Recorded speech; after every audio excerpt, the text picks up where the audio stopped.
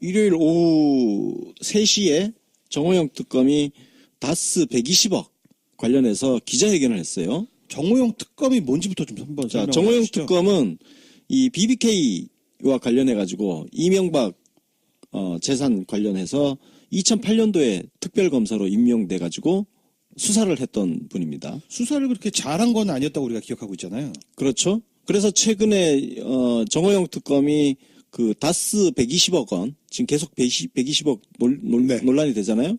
관련해서 밝혀놓고도 이거를 덮었다. 그래서 정호영 특검이 이명박 봐주기를 했다. 그런 의혹이 최근에 계속 나왔습니다. 저도 정확히 그렇게 알고 있었습니다. 그래서 본인이 직접 해명을 하기 위해서 기자회견을 자청하고 나온 거예요. 억울했던 거죠? 그렇습니다. 오늘 내용 딱 보니까 그 A4 3장 정도 입장 발표 있는데 네. 그 내용을 보니까 쉽게 얘기해서 이거예요. 간단 요약을 하면 검찰한테 자기가 특검이 되고 나서 검찰이 수사하던 자료를 넘겨받았는데 거기에는 다스 120억에 대한 이야기가 전혀 없었다. 즉 검찰은 다스 120억 자체를 전혀 밝혀내지 못했다. 네. 근데 자기가 특검을 하면서 120억을 밝혀냈다. 근데 밝혀냈지만 그게 경리팀의 여직원이 네. 횡령한 걸로 일단 거기까지 수사를 할 수밖에 없었다. 그 윗선, 다른 그 윗선 있잖아요. 네. 그 회계 담당 라인에 그리고 전무, 상무 있잖아요. 네. 거기 개입 여부에 대해서 밝혀내지 못했다. 그래서 그 사안에 대해서 어떻게 처리할까 고민을 했는데 특검법 수사 대상이 이명박과 관련된 것만 수사를 할 수 있게 되어 있었는데 그 여직원이 이명박과 관련되어 있는지 여부에 대해서 판단이 아닌 걸로 판단을 했다. 그래서 수사 자료는 보관을 해놓고 그리고 검찰에 넘겨줬다. 넘겨주고 대신 발표에서는 뺐다. 그러면 자료가 살아 있다는 얘기네요. 검찰로 네. 넘어갔다는 얘기죠. 2008년, 지금은 2018년, 18년. 10년. 네. 야, 이거 공소시효 어떻게 됩니까? 공소시효까지는 타이트하게 남아 있네요. 예 아마 남아 있을 것 지금 같습니다. 1월이니까. 예, 지금 연초잖아요. 네.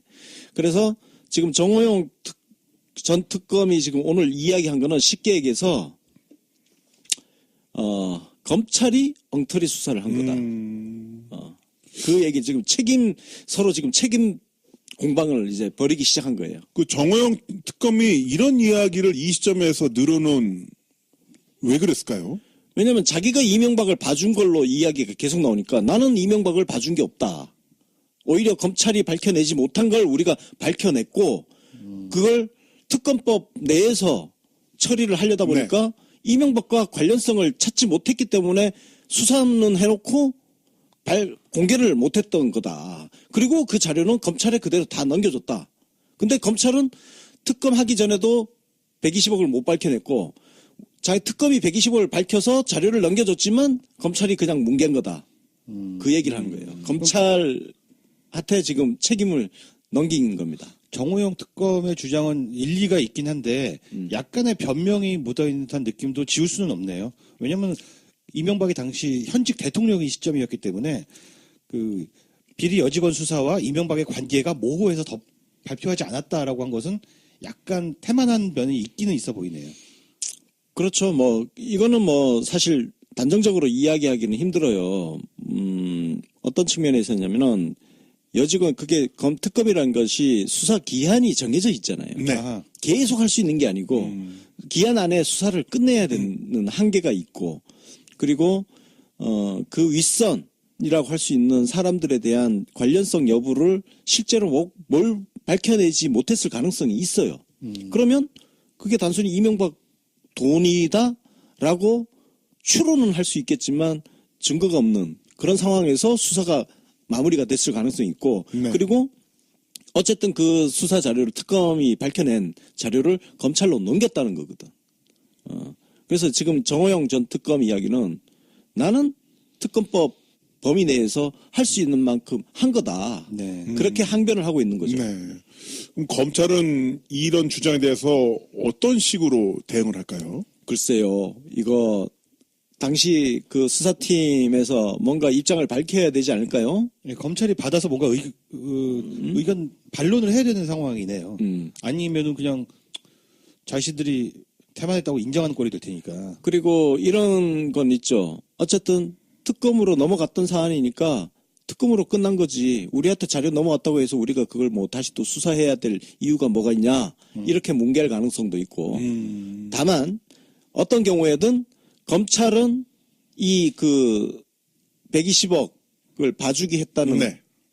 의혹을 집중적으로 받을 수밖에 없는 상황이 된 겁니다. 검찰한테 지금 폭탄이 떨어진 거예요. 그 폭탄은 결과적으로 이명박에도 폭탄이 될 확률이 크겠네요. 그렇습니다. 이명박이 어쨌든 그 120억 건 그리고 검찰 입장에서 예전에 봐주기를 했었던 의혹이 있는 상황에서 좀 더 어쨌든 간에 지금의 시점에서는 좀 더 엄정하게 수사할 수밖에 없는 그 압박이 되지 않을까 싶기도 한데. 일단 우리들은 그 120억을 여직원 혼자서 횡령했다고 보지 않잖아요. 아유, 불가능한 얘기잖아요. 세탁의 방법으로 보고 있는 것이죠. 아니 그리고 횡령을 했으면 그 여직원이 어떻게 계속 다니나? 그렇지. 그게 말이 안 되잖아요. 그게 그게. 말이 되네. 예, 그렇죠. 네. 그러면은 정호영 특검이 앞으로 추가로 자료를 꺼낼지 안 꺼낼지는 잘 모르지만 여기서 자료를 꺼낸다면 이명박 정권 당시에 애매한 자료 그리고 지금 검찰의 수사망이 좁혀지고 있는 현재 검찰의 각오가 바탕이 된 상태에서 같은 자료라도 보는 느낌이 다를 거 아닙니까? 결국은 치명적인 스모킹건이 될 수도 있겠다는 얘기죠. 그러니까 지금 여진 또 남겨놓은 게 뭐냐면은 추가 자료가 있다는 거거든. 근데 사실 이걸 동시에 다 까지 않은 이유는 사실 궁금합니다.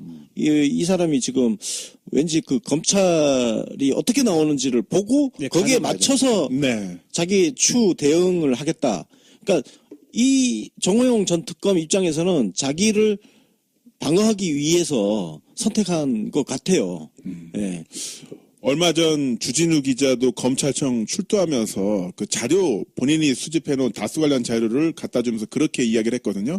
검찰 전부 믿지는 않고 중요한 몇 가지는 내 뒷주머니에 넣어놨다라고 이야기를 했는데 아마 정호영 특검도 검찰의 생리를 모르지 않는 사람이니까 본인을 방어하거나 아니면 확실한 순간에 터뜨릴 수 있는 무기 무언가를 갖추고 있겠죠. 그러니까 지금 정호영 전 특검 같은 경우는 자기가 봐준 걸로 자꾸 얘기가 되는 게 기분이 나쁜 거야. 그래서 오늘 그 내용을 보면 이렇게 얘기를 해요.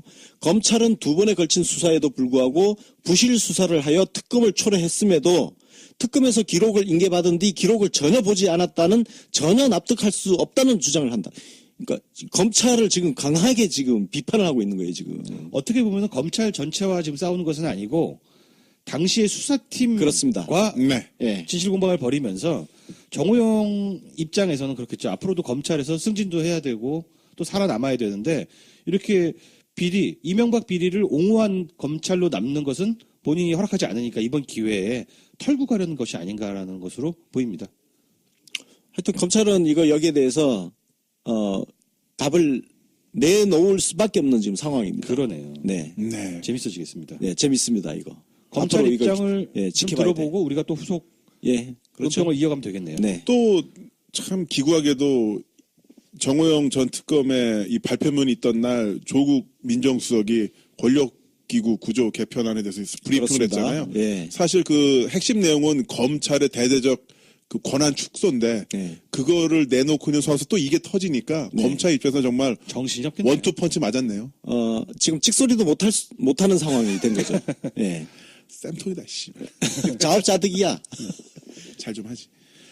네, 그러면 이 관련해서는 정치신사에서 또 한번 저희가 다루도록 하겠습니다. 별도의 피로. 예. 공개를 못했던 거다. 그리고 그 자료는 검찰에 그대로 다 넘겨줬다. 근데 검찰은 특검하기 전에도 120억을 못 밝혀냈고 자기 특검이 120억을 밝혀서 자료를 넘겨줬지만 검찰이 그냥 뭉갠 거다.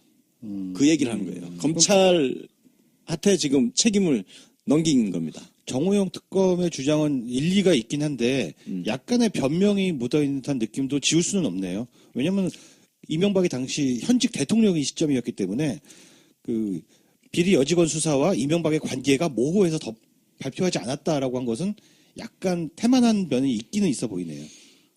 그렇죠. 뭐 이거는 뭐 사실 단정적으로 이야기하기는 힘들어요.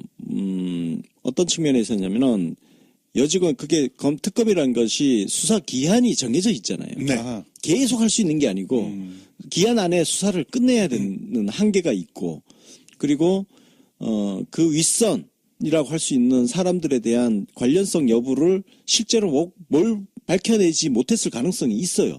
그러면 그게 단순히 이명박 돈이다라고 추론은 할 수 있겠지만 증거가 없는 그런 상황에서 수사가 마무리가 됐을 가능성이 있고 네. 그리고 어쨌든 그 수사 자료를 특검이 밝혀낸 자료를 검찰로 넘겼다는 거거든. 그래서 지금 정호영 전 특검 이야기는 나는 특검법 범위 내에서 할 수 있는 만큼 한 거다. 네. 그렇게 항변을 하고 있는 거죠. 네. 그럼 검찰은 이런 주장에 대해서 그래서 같은 자료라도 보는 느낌이 다를 거 아닙니까? 결국은 치명적인 스모킹건이 될 수도 있겠다는 얘기죠. 그러니까 지금 여진 또 남겨놓은 게 뭐냐면은 추가 자료가 있다는 거거든. 근데 사실 이걸 동시에 다 까지 않은 이유는 사실 궁금합니다. 이 사람이 지금 왠지 그 검찰이 어떻게 나오는지를 보고 네, 거기에 가는 맞춰서 네. 자기 추 대응을 하겠다.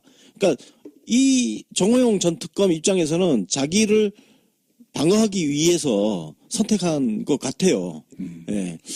얼마 전 주진우 기자도 검찰청 출두하면서 그 자료 본인이 수집해놓은 다수 관련 자료를 갖다 주면서 그렇게 이야기를 했거든요.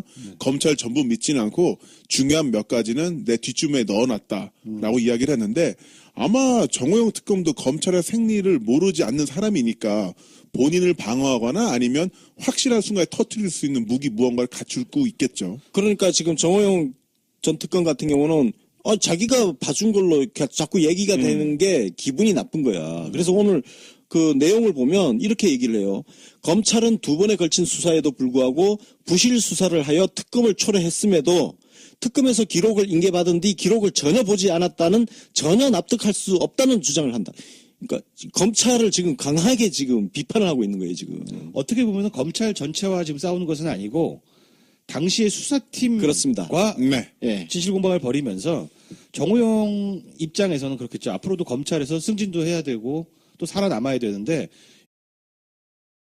일요일 오후 3시에 정호영 특검이 다스 120억 관련해서 기자회견을 했어요. 정호영 특검이 뭔지부터 좀 한번 자, 설명해 정호영 주시죠. 특검은 이 BBK와 관련해 가지고 이명박 재산 관련해서 2008년도에 특별검사로 임명돼 가지고 수사를 했던 분입니다. 수사를 그렇게 잘한 건 아니었다고 우리가 기억하고 있잖아요. 그렇죠. 그래서 최근에 정호영 특검이 그 다스 120억 원 지금 계속 120억 네. 논란이 되잖아요. 관련해서 밝혀놓고도 이거를 덮었다. 그래서 정호영 특검이 이명박 봐주기를 했다. 그런 의혹이 최근에 계속 나왔습니다. 그리고 저도 정확히 그렇게 알고 있었습니다. 그래서 본인이 직접 해명을 하기 위해서 기자회견을 자청하고 나온 거예요. 억울했던 거죠? 그렇습니다. 오늘 내용 딱 보니까 그 A4 3장 정도 입장 발표 있는데 네. 그 내용을 보니까 쉽게 얘기해서 이거예요. 간단 요약을 하면 검찰한테 자기가 특검이 되고 나서 검찰이 수사하던 자료를 넘겨받았는데 거기에는 다스 120억에 대한 이야기가 전혀 없었다. 즉 검찰은 다스 120억 자체를 전혀 밝혀내지 못했다. 네. 근데 자기가 특검을 하면서 120억을 밝혀냈다. 근데 밝혀냈지만 그게 경리팀의 여직원이 네. 횡령한 걸로 일단 거기까지 수사를 할 수밖에 없었다. 그 윗선 다른 그 윗선 있잖아요. 네. 그 회계 담당 라인에 그리고 전무 상무 있잖아요. 네. 거기 개입 여부에 대해서 밝혀내지 못했다. 그래서 그 사안에 대해서 어떻게 처리할까 고민을 했는데 특검법 수사 대상이 이명박과 관련된 것만 수사를 할 수 있게 되어 있었는데 그 여직원이 이명박과 관련되어 있는지 여부에 대해서 판단이 아닌 걸로 판단을 했다. 그래서 수사 자료는 보관을 해놓고 그리고 검찰에 넘겨줬다. 넘겨주고 대신 발표에서는 뺐다. 그러면 자료가 살아 있다는 얘기네요. 검찰로 네. 넘어갔다는 얘기죠. 2008년, 지금은 2018년, 18년. 10년. 네. 야, 이거 공소시효 어떻게 됩니까? 공소시효까지는 타이트하게 남아 있네요. 예 아마 남아 있을 것 지금 같습니다. 1월이니까. 예, 지금 연초잖아요. 네. 그래서 지금 정호영 전 특검이 지금 오늘 이야기한 거는 쉽게 얘기해서 검찰이 엉터리 수사를 한 거다. 그 얘기 지금 서로 지금 책임 공방을 이제 벌이기 시작한 거예요. 그 정호영 특검이 이런 이야기를 이 시점에서 늘어놓은 왜 그랬을까요? 왜냐하면 자기가 이명박을 봐준 걸로 이야기가 계속 나오니까 나는 이명박을 봐준 게 없다. 오히려 검찰이 밝혀내지 못한 걸 우리가 밝혀냈고 그걸 특검법 내에서 처리를 하려다 보니까 이명박과 관련성을 찾지 못했기 때문에 수사는 해놓고 어떤 식으로 대응을 할까요? 글쎄요. 이거 당시 그 수사팀에서 뭔가 입장을 밝혀야 되지 않을까요? 예, 검찰이 받아서 뭔가 의견 반론을 해야 되는 상황이네요. 아니면은 그냥 자신들이 태만했다고 인정하는 꼴이 될 테니까. 그리고 이런 건 있죠. 어쨌든 특검으로 넘어갔던 사안이니까 특검으로 끝난 거지. 우리한테 자료 넘어왔다고 해서 우리가 그걸 뭐 다시 또 수사해야 될 이유가 뭐가 있냐. 이렇게 뭉갤 가능성도 있고. 다만 어떤 경우에든 검찰은 이 그 120억을 봐주기 했다는 의혹을 집중적으로 받을 수밖에 없는 상황이 된 겁니다. 검찰한테 지금 폭탄이 떨어진 거예요. 그 폭탄은 결과적으로 이명박에도 폭탄이 될 확률이 크겠네요. 그렇습니다. 이명박이 어쨌든 그 120억 건 그리고 검찰 입장에서 예전에 봐주기를 했었던 의혹이 있는 상황에서 좀 더 어쨌든 간에 지금의 시점에서는 좀 더 엄정하게 수사할 수밖에 없는 그 압박이 되지 않을까 싶기도 한데. 예? 일단 우리들은 그 120억을 여직원 혼자서 횡령했다고 보지 않잖아요. 불가능한 얘기잖아요. 세탁의 방법으로 보고 있는 것이죠. 아니 그리고 횡령을 했으면 그 여직원이 어떻게 계속 다니나? 그렇지. 그게 말이 안 되잖아요. 그게 그게 말이 되네. 예, 그렇죠. 네. 그러면은 정호영 특검이 앞으로 추가로 자료를 꺼낼지 안 꺼낼지는 잘 모르지만 여기서 자료를 꺼낸다면 이명박 정권 당시에 애매한 자료 그리고 지금 검찰의 수사망이 좁혀지고 있는 현재 검찰의 각오가 바탕이 된 상태